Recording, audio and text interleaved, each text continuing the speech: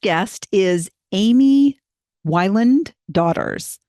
And actually, I hope I'm pronouncing the middle name correctly because I didn't even ask her when we talked. She signed up as Amy Daughters. I know as an author, she includes her middle name. So I wanted to include that in this intro. She is a keynote speaker, a letter writer, a satirist, sports journalist. She loves writing about sports. One thing we had in common was our love of sports. And she is an award winning author of two books. You're going to love Amy. I hit it off with Amy. I had not met her. Her publicist reached out to me, and I immediately loved what I saw about her. And it's not often that I meet somebody that I just don't even want to hit record. I want to keep talking to them. And she's one of those people. I was on a time crunch. And so I only had a certain amount of time. And so I quickly realized, oh my gosh, I need to stop talking to her and I need to hit record. And I love having organic conversations with people. And organic conversation comes very easy with Amy. So we really hit it off. One of the things she wrote in her application to be on the podcast is she said that she is convinced that when human beings connect individually in a meaningful way, that nothing can separate them. And I tell you, I felt instant connection with her. She's just one of those people that her spirit just shines through. She's very authentic and she is very kind. Her two books, we talked about what inspired her to write the books, and they're such interesting stories, and they came from her intuition. And it's amazing how that when you just follow something that you're interested in and something that you're led to through just the thoughts that come up in your head, amazing things can happen as a result. So let me just tell you the title of her two books, and then I'm going to cut this off and go right into the interview because it's a great one. I really love talking to her. And I think you can pick that up when I have a guest and the conversation just comes so easy. Her first book was Dear Dana, That Time I Went Crazy and Wrote All 580 of my Facebook friends, a handwritten letter. We go in depth on that one and you'll find out who Dana is. And it's more about that story than necessarily the 580 letters, although we did talk about that and how that touched so many lives. And then she wrote another book called You Cannot Mess This Up, A True Story That Never Happened. It's a time travel thing. And she is the two versions of herself are in the time travel. So it's a really cool concept. And as I told her, I think anybody could write that. And it might be very cathartic for you to do what she did and maybe not publish a book, but go through the exercise of writing on the topic that she wrote. So without further ado, here is Amy.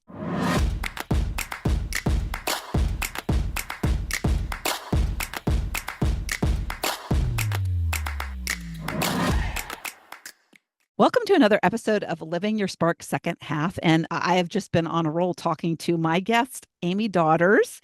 So we are hitting it off, and I just met her, but we've become fast friends in 12 minutes. So, how are you, Amy?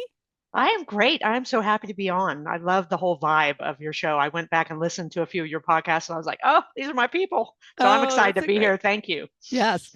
So she has written two books.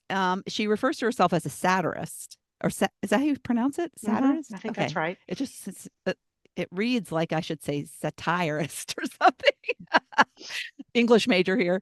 So, anyways, we got on this roll about talking about if I could do one thing, and and I don't even know how the subject came up, but I said we need to talk about it on the podcast. So I thought we'll just start with that.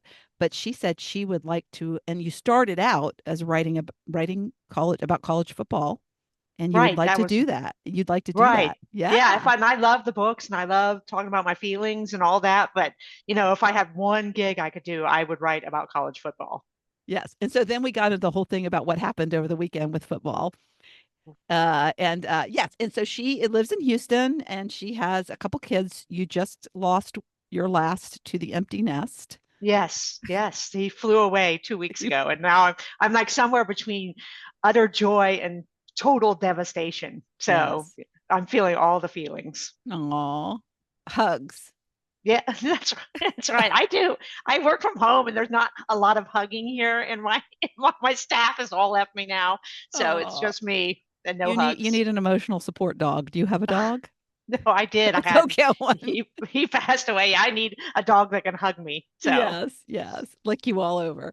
But yeah, so the empty nest thing is real. And I was very thankful I had two girls because girls are chit-chatting on I also was very fortunate that I social media has its disadvantages, but as a parent who's losing their kid, uh, and they're going off on their independent path, social media is this way that you can stay connected. And I think boys are less likely to say, "Hey, mom, this is what happened today." And girls are more likely to do that. So what are your how many do you have and what are their just sexes? Two. two sons. Two So, sons. and yeah, my older son lives in Pittsburgh. He's all on his own, and the younger guy, like I said, he just left. So yeah, and they're my older son's better about keeping in touch than the younger one, whose track record in 2 weeks has been pretty poor. So, Oh, yeah. Yeah. Well, you don't want them calling crying. My sister had one who she just like for 3 weeks cried every day, like sobbing. Plus, she was a twin. So mm, she was separate. I think initially they were separated. They ended up coming back together and being in the same school. But yeah, so that's hard. That's very hard.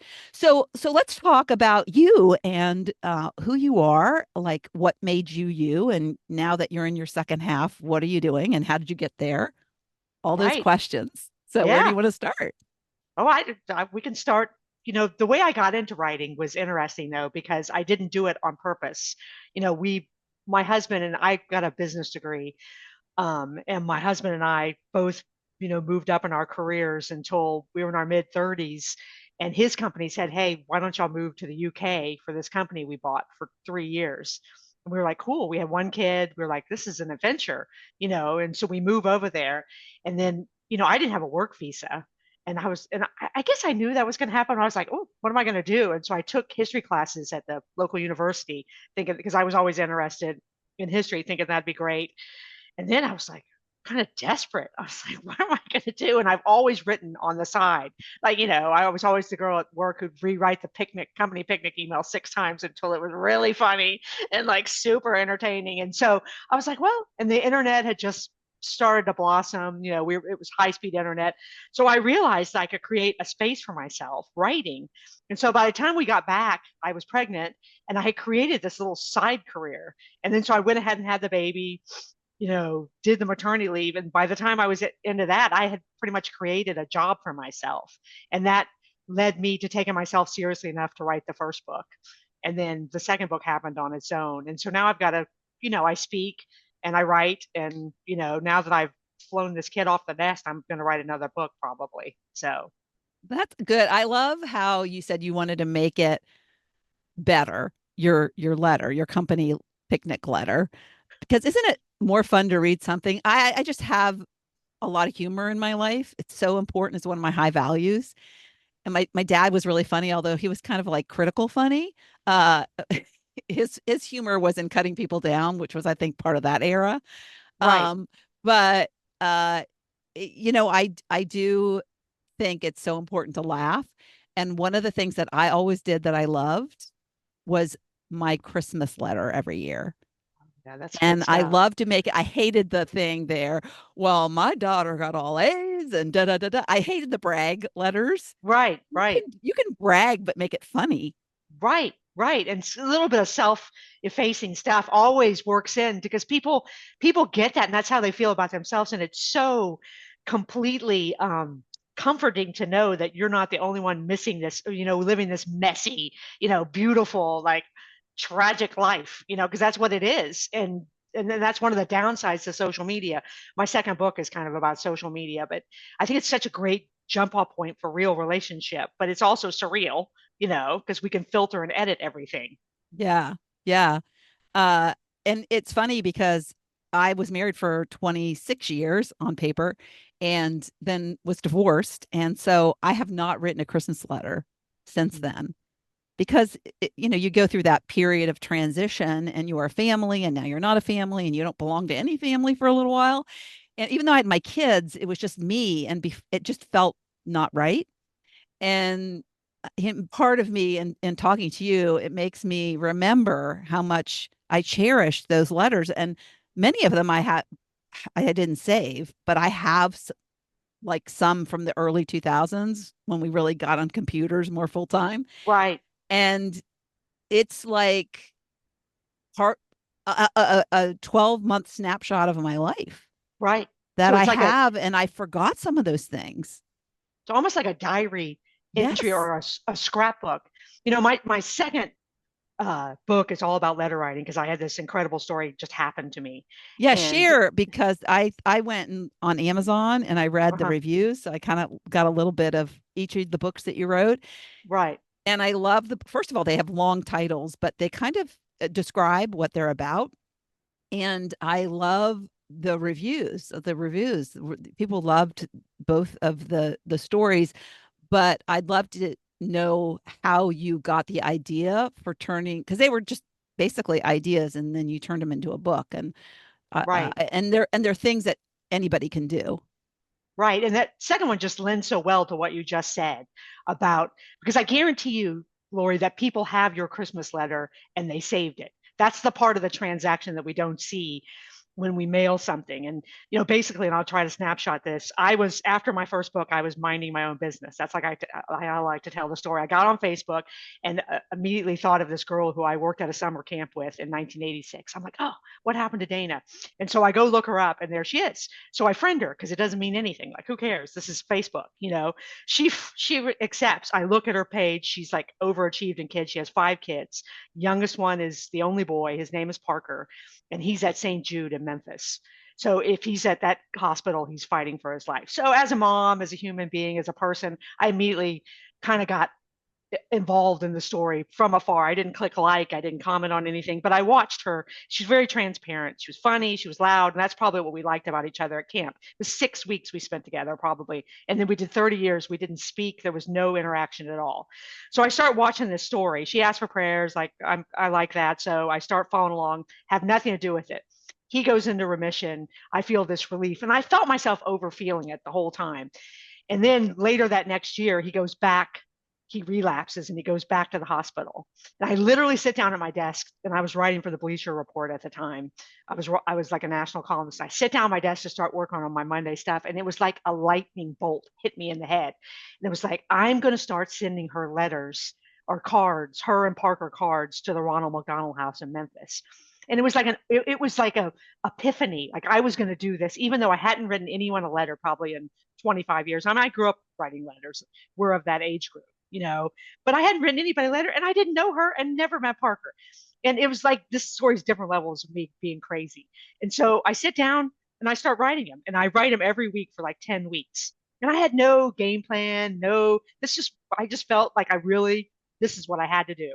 Just And, kind. And you're and I just being have, kind. yeah, and Yeah. I felt like it was something I could do. I didn't think about letter writing, how it's non-intrusive and less talk. I didn't think about any of that. I was just going on what I thought I should do. So then the Intuition, following your intuition. intuition, 100%, that voice that we all have in our head that tells us to do something that's kind of crazy. And so I do that for like 8 to 10 weeks. And then you can tell her name is Dana. Her posts start to shift. It's like, something's not right. And so then I start following along even closer. And then her friends start posting. I was like, oh, this isn't good. And so one Sunday morning, I look on Facebook and there's this 2 paragraph post, and this is in the book. And Parker has passed away. He's 15 years old. I Mm. mean, complete devastation. And I know I was completely clear that it had nothing to do with me, but I was like, so what do I do? Because I just felt so called to do the first part of it. And so I, I'm like, well, you know what? I'm just going to keep writing the letters because I really feel like that's what I'm supposed to be doing. So now, Lori, I don't know where this woman lives, really, because this is Facebook. So I go and look for an address, and I end up with her husband's work address. And I start sending the letters there. So you were Now just it's all the letters you were doing were on Facebook. no, they were physical Oh, handwritten to cards, the Ronald McDonald. Ronald McDonald Okay. House, because that was a public address, and I knew she was there because she said she was there. And so then I start sending these letters, like condolence letters and notes and cards and blah, blah, blah, to her husband's law office address. That's crazy. You And so sound a I, little bit like a stalker. a little bit, that's what it seemed like, I guess, but I I'm just sure knew she loved it though. when I didn't, I had no idea what it meant to her until after the fact. So 4 months passed, and if I didn't say that every week, I'd be like, "You're crazy. This is nuts. Stop." But the only way I can describe what happened is I could not stop doing it, even though I knew I probably should. And so 4 months into it, 5 months into it, I go to my mailbox. I lived in Ohio at the time, and I it's my birthday. And so I'm like 48 and I'm hoping like maybe somebody sent me a card, but that ain't gonna happen, not now. I pull I pull the mail out, and on top of the mail is a 10-page letter from this woman. And I open it up, and she opens up about her grief, about tells me the story of her kids, all the stuff I couldn't know on Facebook. And this kicks off 2 years of us writing each other. That's all we did. We didn't have any other form of communication. It's 2017, and we're writing letters every week to each other. And since our stuff is crossing in the mail, no one knows who's reading what. No one knows anything except for we developed this trust. We would say stuff like, "Oh, I know I can trust you," even though we didn't even know who the other person really was. We didn't know how. I didn't know if she was a Democrat or Republican. I knew she believed in God, but I didn't know if she was a Methodist or a Catholic I had no idea. We had no idea about like socioeconomic level. I knew she was a teacher. She knew I was a writer. But I gained this incredible perspective on my life by looking at it on the outside in, like your Christmas letters. I was snapshotting every one of my week. I was talking about my marriage. I was talking about my kids. I was gaining this incredible perspective. And she's doing the same thing. And she told me after the fact, here she is doing life with 4 daughters and a husband who've lost this precious child. And so she said she would go into a room, and if it seemed like everybody was okay, she's like, I wouldn't bring the room down. I'd go in the other room and write to you. And I had no business Oh, dealing with anyone's grief. I was the last person, but I was the perfect person because I was outside. And she knew I cared because I stalked her with the letters. And she told me later that the family would wait for my letter to come late in the week. I would mail it on Monday from Ohio, and she would get it like Thursday. And those girls and her would wait for that letter. And one of them said, Mom, when do you think she's going to stop writing you? And she said they all cried, and they were like, I hope she never stops. oh my And so God. I'm about 6 months into the pen pal thing Well, with first of Dana. all, like I just want you to know the physical feelings I'm getting from listening to this.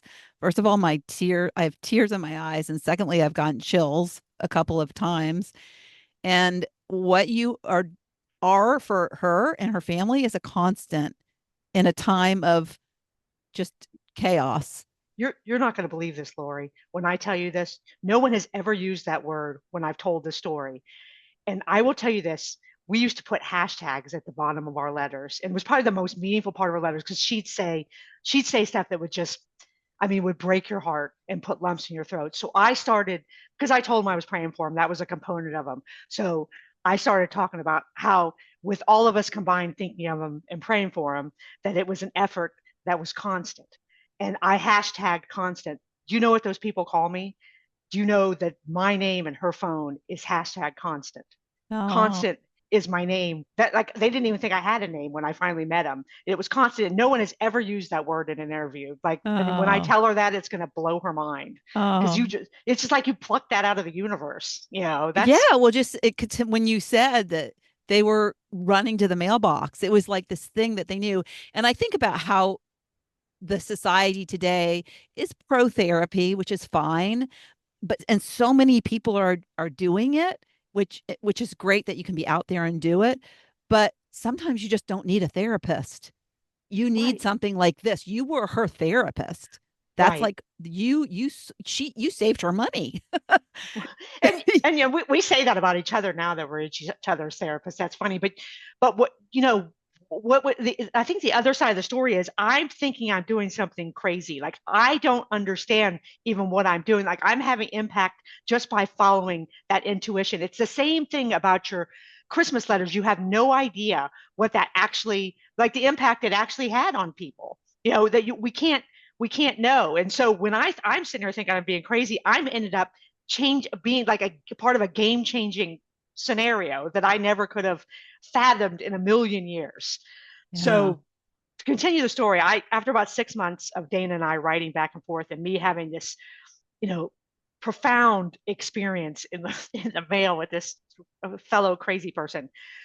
I sat back and I was like, if there's so much goodness in this one friend's name on this list of people, like what happens if like what else is undiscovered out there on this list? What happens if I write all of them a letter? So, and you know what? I don't think I ever thought I was going to finish or really do it, but I got a journal. I put everyone's name in an Excel spreadsheet. I printed out. I typed them out. I mean, I've had them on little slips. I shoved them in a box. I bought stationery, and I sat down on day one. I pulled the first name out, and I was like, "Oh crap! Now I got to write this girl from 30 years ago a letter." But it was so powerful. I wrote 600 handwritten letters basically over an 18-month time period, and now it changed my life so dramatically that I cannot shut up about it.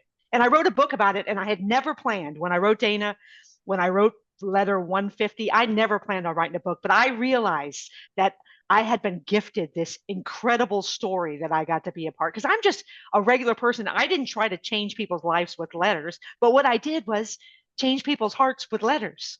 It's such an intentional, non-intrusive way to connect with someone else, and you create this magic at a mailbox, because you know what? If you wrote me a letter, Lori, and I got to the mailbox, regardless of how meaningful it was, and the letters were pretty meaningful because I just by sheer need to say something, I ended up saying meaningful things. But I'm going to go to the mailbox and I'm going to open it and I'm going to see your handwriting, and then I'm going to connect the dots. I'm going to like, Lori had to sit down with a pen. She had to find paper, wait, where are the envelopes? And then Lori had to find my address. Lori had to find a stamp. And then Lori had to get in her minivan and drive across Virginia and find a blue mailbox to put that in, because nobody does that anymore. And so I'm going to pull that out of the mailbox. I know this because it happened 580 times. And I'm going to be like, holy crap, I matter to another human being this So much. 580 people replied. Well, it was probably 80% reply Oh, rate. But I'm wow. just saying the way people reacted to these letters was off the charts. I could have mailed him $100 or Venmoed him $100, and I think I would have got a similar reaction because Well, I think it's also, we get form letters nowadays. There's mhm, not any personalization to it. So when you mm-mm, take the time to think about somebody, and you probably went to their Facebook profile and saw what was going on in their life, sounds like you're right, that kind of person. I have to share a story with you. I think I mentioned it on a previous episode because it was so, for me, touching and unexpected. But my mom died in June, and I have a high school friend. She was one of my two besties in high school, and we even had nicknames for each other, which nobody else knew about, I don't think. She called me Lollipop, and I called her Valerita, Valerie. So cute, she we grew apart after we got married, and she moved to California, and she had her kids, and actually she to segue a little bit, I couldn't make her first wedding. I think we had a beach trip, and so it was something I couldn't get out of. And her husband died unexpectedly in his early 40s with a brain aneurysm. So sad because they were really in love, and they had three little girls, 2, 4, and 6 years old, and it was terrible. So the weird thing is that within the year before he died, my ex-husband and I were visiting in California, and I made a point to call her, and we went to dinner with her and Lewis. So I got to meet him. I was so thankful and grateful right, that I had gotten to meet him since I hadn't been able to go to their wedding. This is like 10 years later, right? And so when he died, I went to the funeral, and then I didn't hear from her again until she was getting married again. So I went to the wedding, and at the wedding, I got one too many wines in me and called my old boyfriend from college, and we ended up, fast forward, getting married. So that oh wow, she is very significant in my life, just from like she was my friend in high school, these kind of couple of key events that happened in our lives, but then not a lot of communication other than liking each other's Facebook posts, which right, honestly has it because she's not very active on social media. Out of the blue, this is 2 months after my mom died. I get a card in the mail from her with because she knew my mom, and not many people knew my mom. My mom was pretty much bedridden and in a horrible state of depression for 17 years. So there's not many people who remember my mom the way she was. And so there was a lot about that. And she just took the time to speak to me from a place of understanding. And, uh, and then she said some other things that made me think that I was on her mind and I was truly cared for by her. Because I have seen that she's come. I don't live where we went to high school, but I am not far, so a couple hours away. And I've seen her come to visit because you know, some of her family still lives there. And I'm like, oh, I didn't know. She must not like me anymore. We make these Yeah. assumptions No, we do. when we Yeah. don't hear from people and we have Right. no idea what they're really thinking about us. And we're so Right. bad about that. And so I was so touched and she signed it with that nickname, which I had forgotten about. I had Aw. forgotten about. And so that was even made me so much more touched because it was this bond we had and it's still there after so Aw. much time has passed and not a lot of communication has happened. Uh, and so I just want people to know, if you're listening and you've had this urge to reach out to somebody, do it because it matters so much. It Right. matters so much. And I will save that card forever because I'm the kind of person that I get a card and I'll just throw it away. Oh, it's just another Right. card. But Right. I've gotten better about saving cards, especially from my husband. But yeah, that made me think about that because that was No, and yeah, truly you touching. just said it all right there. I mean, that's the whole impact something as simple as a card or note can have. That because the number one response I got to the Facebook letters was, I will save your letter in a special place for the rest of my life.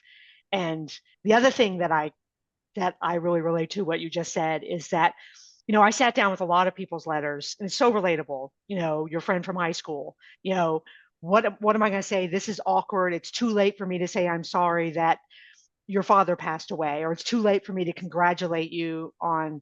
I had one girl who competed on American Ninja Warrior. Like it's too late for me to say that. It's too late for me to tell you thank you for talking me down in high school when that guy broke up with me and we were standing by the payphone in the lunchroom. It's too late. I guarantee, and I know this 1,000%. It is never ever too late to tell another human being that you care about them or to thank them or support them, because I did it over and over again because that's what I had to say. Like you said, I went and looked at their profile and I found things that we were connected over. I offered support for struggles that most of the time I didn't know anything about. I had assumed so many things that were wrong about people, not because I'm a bad human being, because I'm looking at people on a Facebook page instead of Superficial. Yeah, right. that's so important. What a And great you point.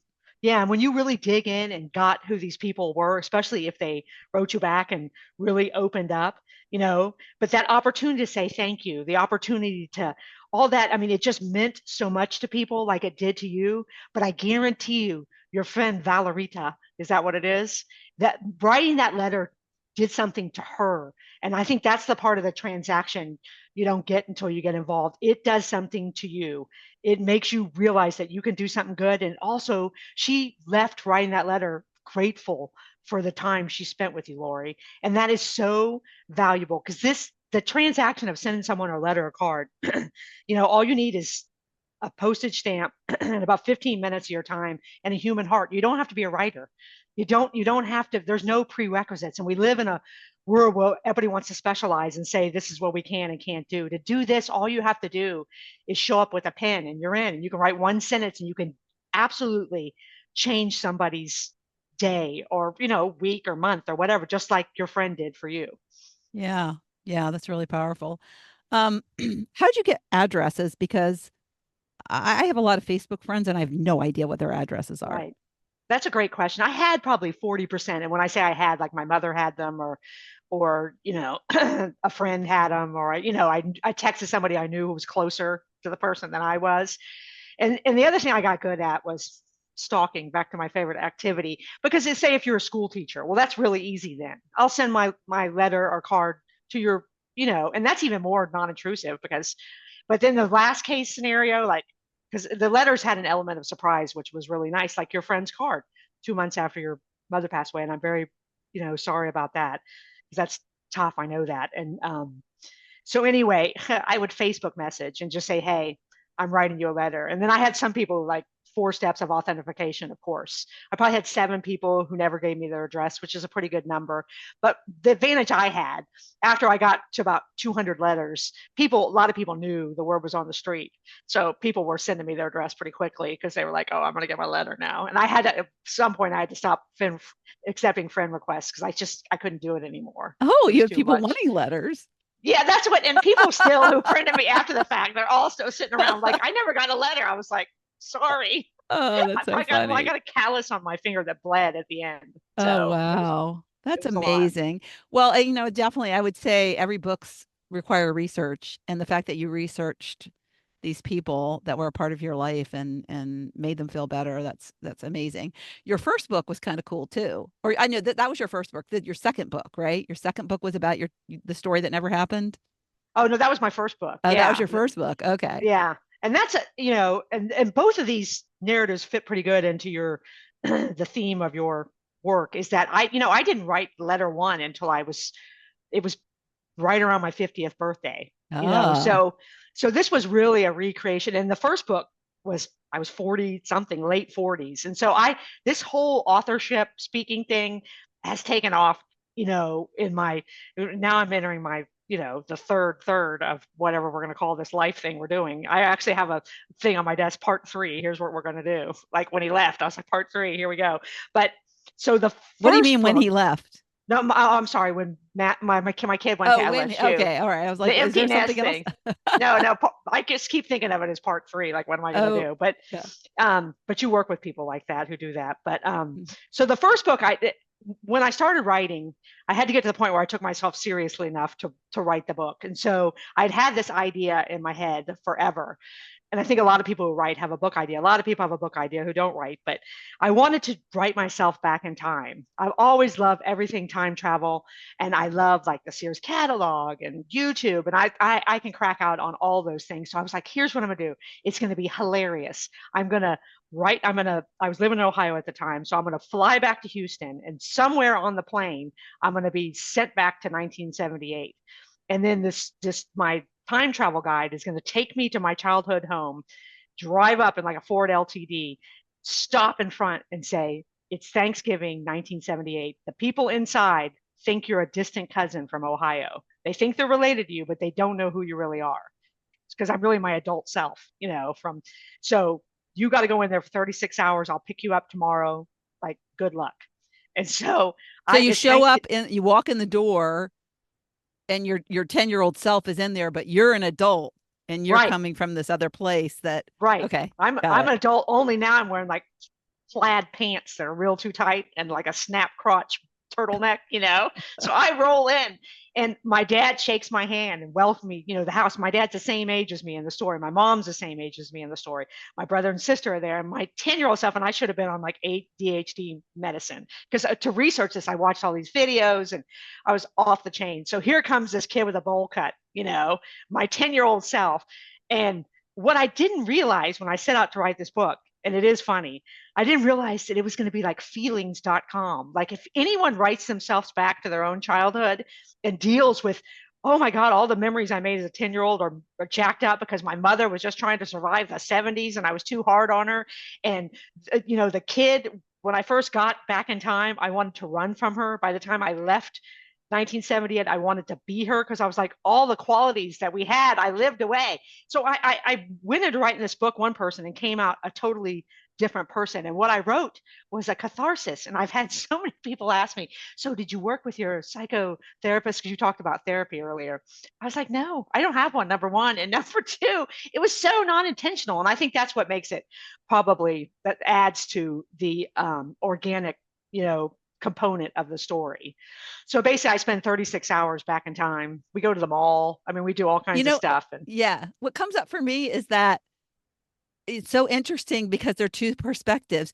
You travel back into the mind of yourself as a 10-year-old, but yet having the wisdom from this adult person who's lived this full life and coming back from a different perspective. So you have, yeah, you have these two minds converging, but it's one person.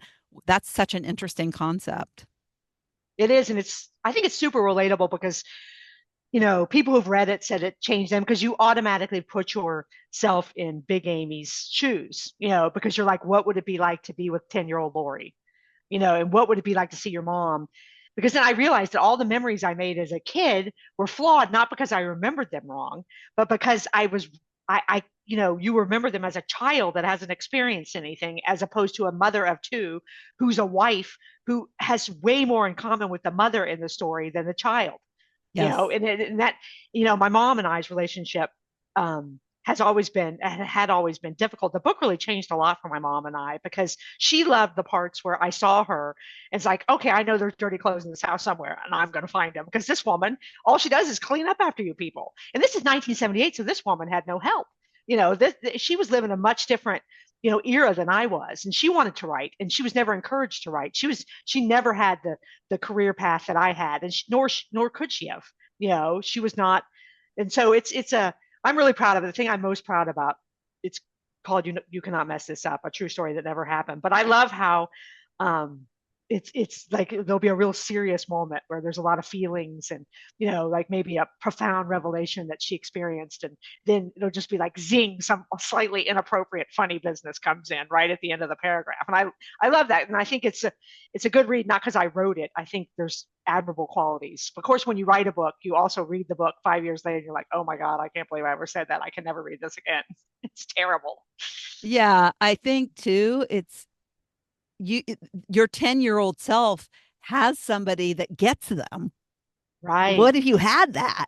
That would have been so cool. And the second Right. thing is that I learned things about my parents later in life Right. that if somebody had clued me in, even though I was 10 years old, I would have had a lot more awareness and Right. understanding.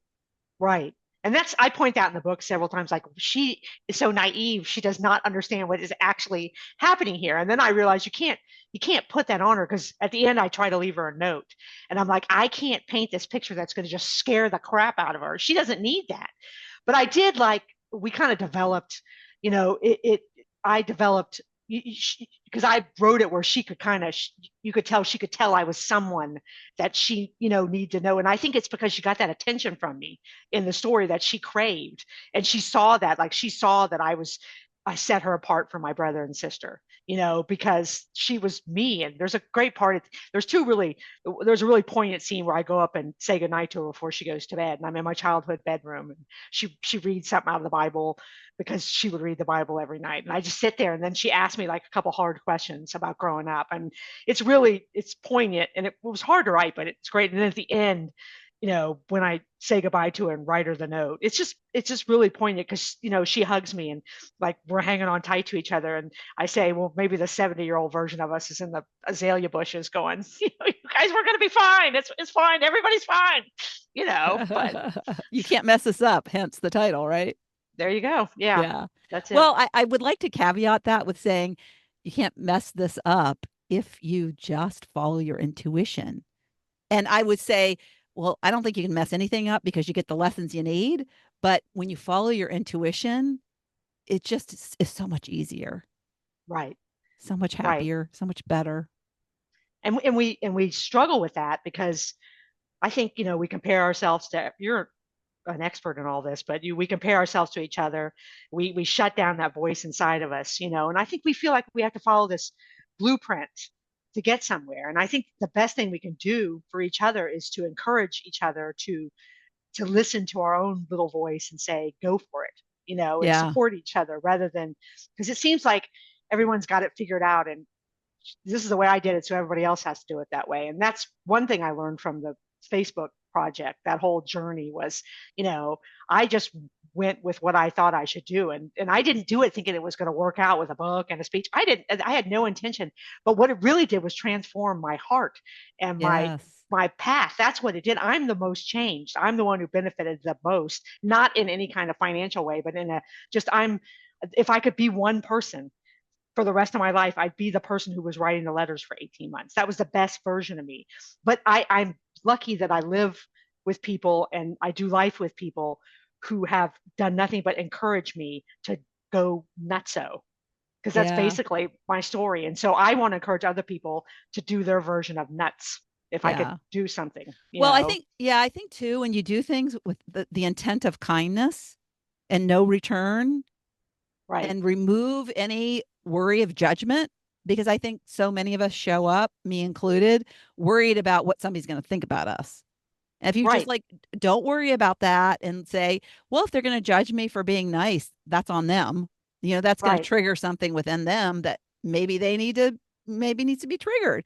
But if right. you just like forget about that and just do it out of kindness and what your heart is leading you to, you can't go wrong. You can't get it wrong. And that, and to be clear, when I was writing the letters, I second guessed myself. I kept a journal when I did it, and over again. I'm like, one, I can't write another letter. Two, oh my God, these people are going to think I'm crazy.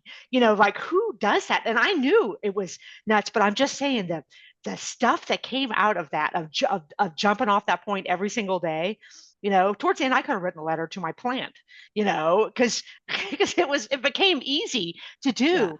And then once those responses started to roll in, but I realized I didn't even need validation from anybody because it was just, like you said, it came from kindness, it came from intuition. And the great thing about letter writing is there is no expectation for a response. There is no, I didn't expect any responses. Actually, I lost track. I couldn't even keep up with the responses. It was too much. But that that idea that we don't need validation to we don't need any recognition to validate that we made a difference is such a huge thing that I learned, because we can make a huge difference, like with your Christmas letters, and we'll never ever know it. And people talk so much about the ripple effect, but it is so real. But there was so many letters that I 100% was not looking for a response, and that was so freeing, because we don't Yeah. have someone to tell us that we did something. Like, that's the bad thing about, you send a text and you get that reply receipt. It'd be better if we just never knew, Yeah. because wouldn't it be great if it was just I had somebody tell me the story. It's actually one of Dana's daughters. She said the most powerful text she got right after Parker died were the friends who would say, hey, look, I know you're devastated. This is awful. I just want to let you know I'm thinking about you, or I'm praying for you, or whatever. Don't reply to this. Mm. She said, when me and her still text back and forth, no need to reply. That's our little thing, hashtag Uh-huh. NN, no need to reply. So NNTR. But she said that Oh, was the most powerful thing, because it was like, these people care, but they don't want anything back from me. Like, they don't have to have me say, thank you so much for thinking of me. I love you. They just put it out there and said, that's it. Just read it. yeah. And I don't want anything back from you. Now I learned a new shortcut on texting. Yeah. NNTR. All right, That's so we right. got to wrap up, but I really would like to know what is next, because it sounds like you're just getting started and there's books in your future now that your son is off to LSU. We were talking before I hit record that we now, the Commanders, which I still refer to them as the Redskins, but the Commanders have the LSU star quarterback this year. Right. Yeah, so that's kind of exciting. My husband's very excited to watch the game yesterday, even though they lost.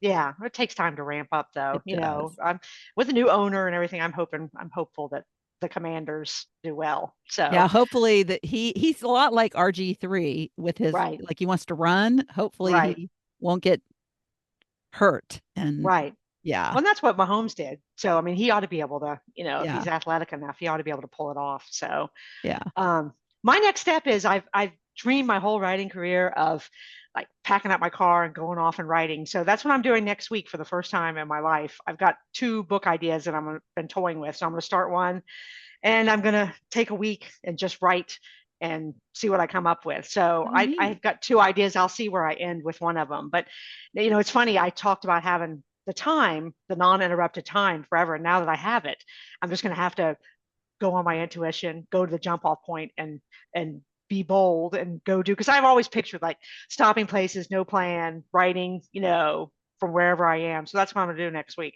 It's pretty exciting. I interviewed somebody a while back and she had written 12 books. And I'm like, how did Wow. you write 12 books? And she said they were all written in a state of flow. I'm like, wow, that talk about trusting the universe Oh yeah. and just sitting down and just letting it all. I mean, I'm sure the editing process happened after it, but Yeah. just allowing what comes up to just flow, that that is hard for somebody who's a perfectionist to do Right. Right. or a recovering perfectionist, which yeah, you just want to get it perfect the first time. Right. Yeah, Uh, you got to let that go. So I'm just going to sit down and go with my ideas and see how it works out. So I'm that's pretty excited awesome. about it. Yeah. So are you married? You're married, right? Yes, So yes. what is he going with you or he's He travels a lot for work. And okay. so as he's traveled so much, I've always had one of the kids at home, and that's always broken up my day. And so this is in working from home, it makes it super interesting for me. So he's traveling the next 2 weeks. So we're going to go together. First of all, I went to Texas Tech, so I'm going to go to a Texas Tech game this weekend. We're going to start there together, and then he flies to Detroit, then flies to Charlotte. And so during that time, I'm going to do my little nomadic experience. Your little So sojourn. And do mhm. you know where you're going? Yeah, I'm gonna go on Route 66 and go up through Oklahoma. I have a little bit. It's kind of a no plan, and I'll just see where the road takes me. Are you going to take an RV? No, I just got a car, and I'm just gonna stop. I've got Okay. it all. I've kind of saved up for it, so Oh, I'm pretty fun. excited. So it could be a great creative experience or not, but I'm not really. Exactly. I don't have a deadline or anything, but I work well with deadlines, so I'm gonna see how far I get along this, and then I'm gonna set up how I'm gonna take one of these two ideas and go with it. So I would love to travel. I love meeting people. I love going to new places and meeting people and making those connections. It would be an interesting book. This just came up in my head. You know how that intuition is. But it just came up in my head that it would be really fun to just go off on unplanned adventure, like without a clue. And then as you're driving along, just like, oh, I'm feeling called to stop here. And then you might meet somebody, carry on conversation. What does that lead to? right. And that's kind of one of my ideas is called wanderlust. Like like you're going a place with, and this is a perfect time in my life to do it with nothing really in mind, you know, and then what happens along the way. I kind of have a story based on that, but I don't want to tie anything up too tight. But like you said, I'm going to stop and figure it out and observe. I'm an observer. So I will Yeah. observe, and then the story will take shape from there. But the whole idea is wanderlust, this idea where you recreate yourself at every stop, if that's what you want to do, or maybe that's not it, you Or who do you know? want to be at this stop?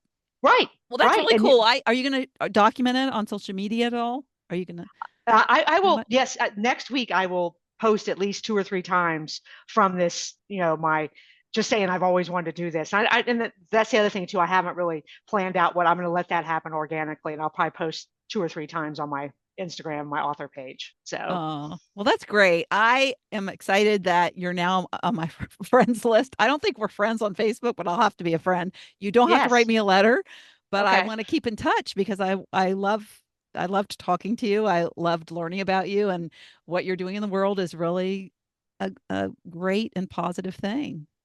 Well, thank you, and I appreciate you having me on. I mean, this is a super. I mean, it's an honor to be on here. I listened to several of your episodes. I love your energy, and I think you're making a difference. And I love how these stories have connected me to like-minded people who Yes. are out there just making a difference in the people around them and on a grander scale. You do a lot. There's a lot that you do, and I'm really like being associated with you. It's a great thing. So thank you. Oh, oh, and oh, she has some great glasses. So if you're on my YouTube channel, and the tip she told me, because I wear contacts, but I also wear glasses, and it's like they try to do the far, the near, and so I can read, but I can see when I drive and all that. And I had perfect eyesight when I was growing up, so this has been really hard adjustment. But she has these Amazon readers with these amazing frames, and they're really inexpensive. And she wears contacts, and then she has these on top. So if you struggle with seeing and reading and you have contacts, it might be an answer. And there are some very expensive prescription glasses that have magnetic and you can change them out, which I think are fantastic too. This looks like the better option because you said they were really cheap. So Right. I'll actually put a link for those. I'll look for them on Amazon and your books. Yes, that's great. Thank you so much. All right. Thank you, Amy. Thank you, Lori.